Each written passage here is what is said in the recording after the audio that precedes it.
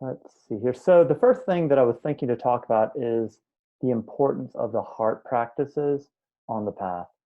So I started out doing really exclusively insight practices, like wisdom practices. And it's good, and I've certainly benefited tremendously from that. But in retrospect, I think that I regret the emphasis on the wisdom practices over the heart practices. And there's a lot of reasons for that. When you do the wisdom practices, they're actually destabilizing and difficult to deal with.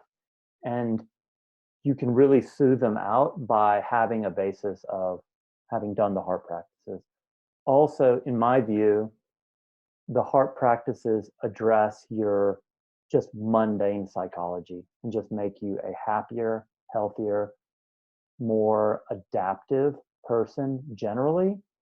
And so, okay, so that's great. No problem with that. But it's really helpful to have that as a basis and stack the wisdom practices on that, because the wisdom practices are difficult and disconcerting. And then another thing about it is that when you have insights, which come more so from the insight practices, the wisdom practices, every single time you have one, it actually is, it brings about like a grief cycle, right? Or the dukkha jnanas, the progress of insight. And it's just so much better to have, first off, the heart practices as your foundation, but also to be able to toggle between the two in a kind of skillful and adaptive way, so that you just don't get lost in the wisdom practices. I know that there would be retreats that I'd be doing, and I'd be like at the verge of pulling out my hair the whole time, or for much of the time, and that I would go through huge, like, progressive insight cycles that were really destabilizing during all those years. And I do think that by doing the heart practices, you can avoid some of that.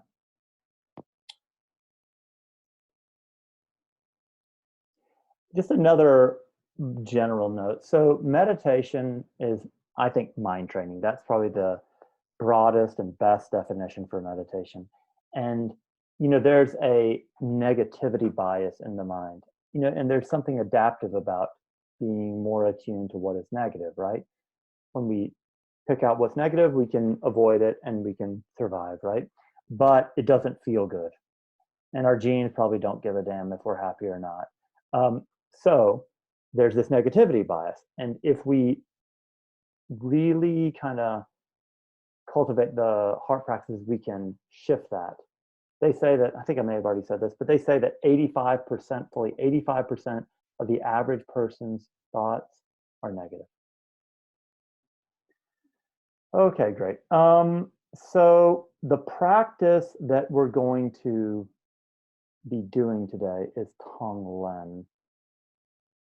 I'll get into that a little bit more, but before we do, I want to talk about Bodhichitta. This is a really kind of traditional, canonical Mahayana Buddhist concept, especially associated with Tibetan Buddhism.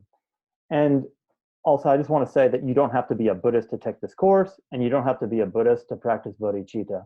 Bodhicitta is this quality of awakening mind that wants others to be well.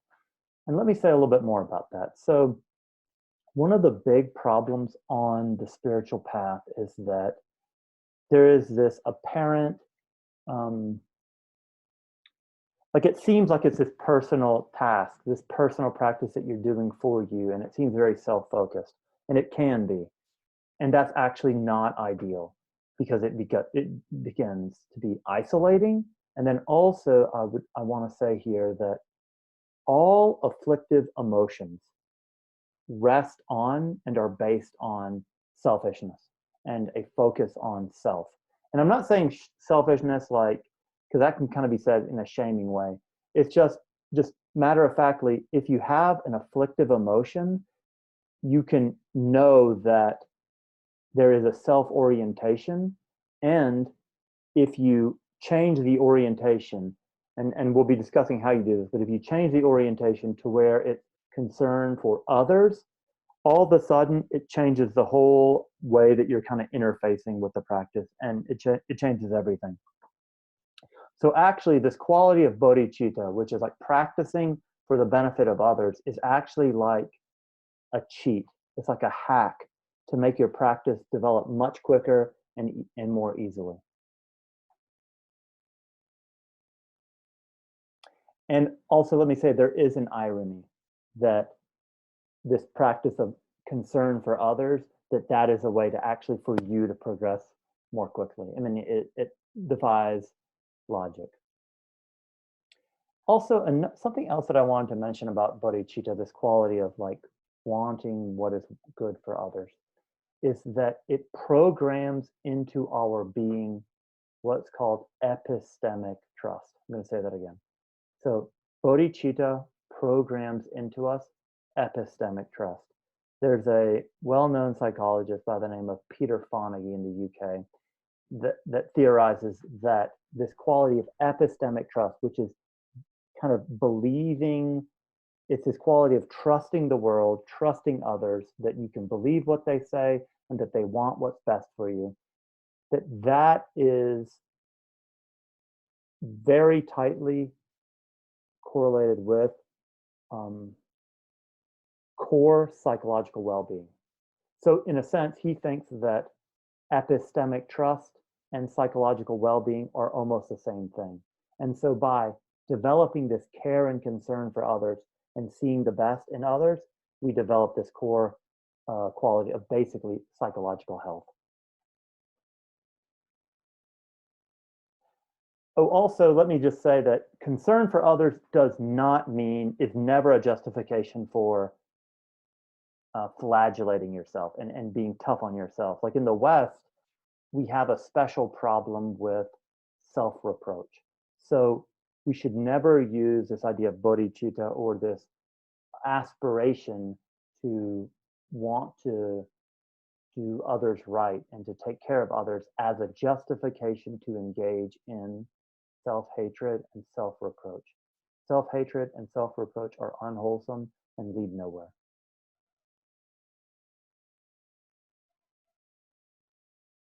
Okay. One moment.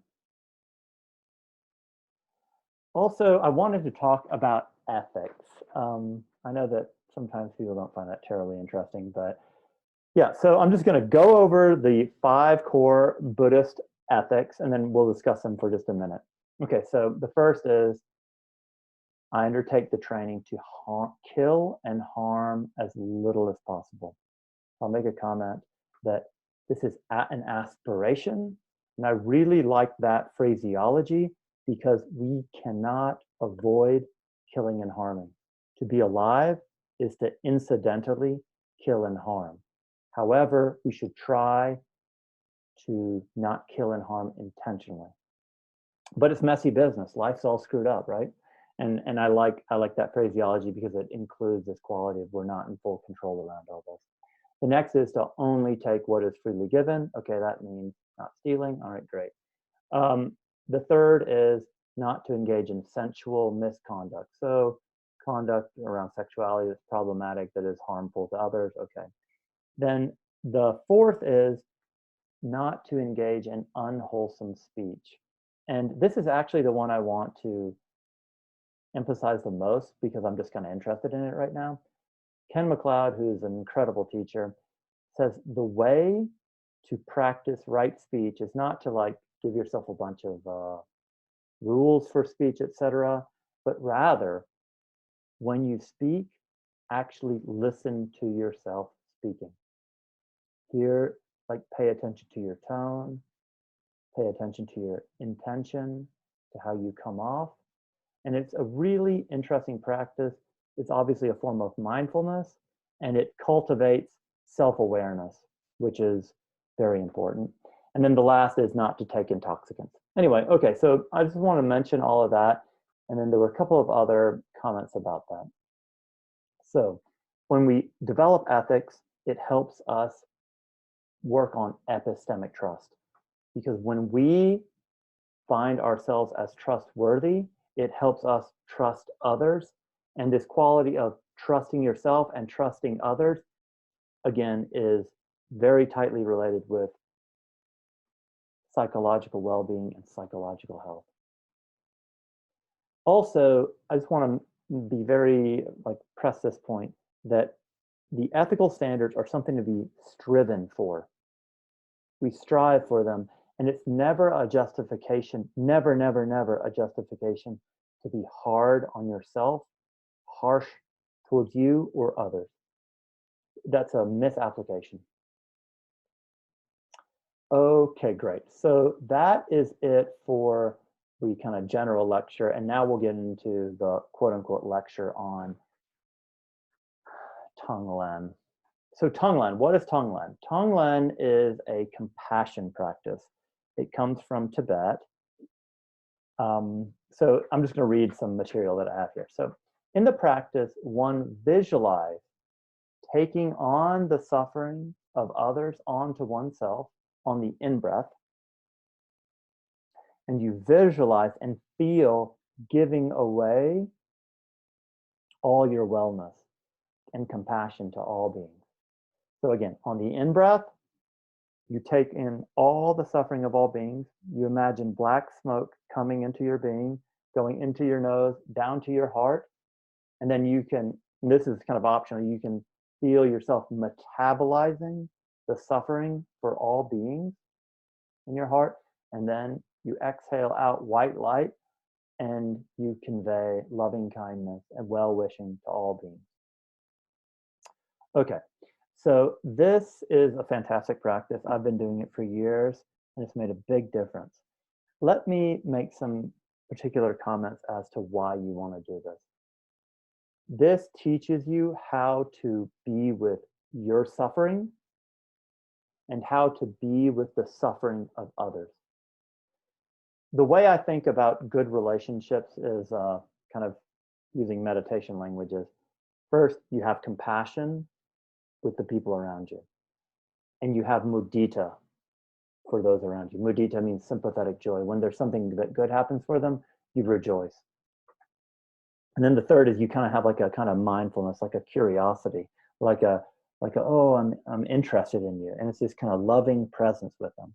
And so that's kind of just briefly the three kind of meditative practices that I think are kind of echoed in ideal relating with others.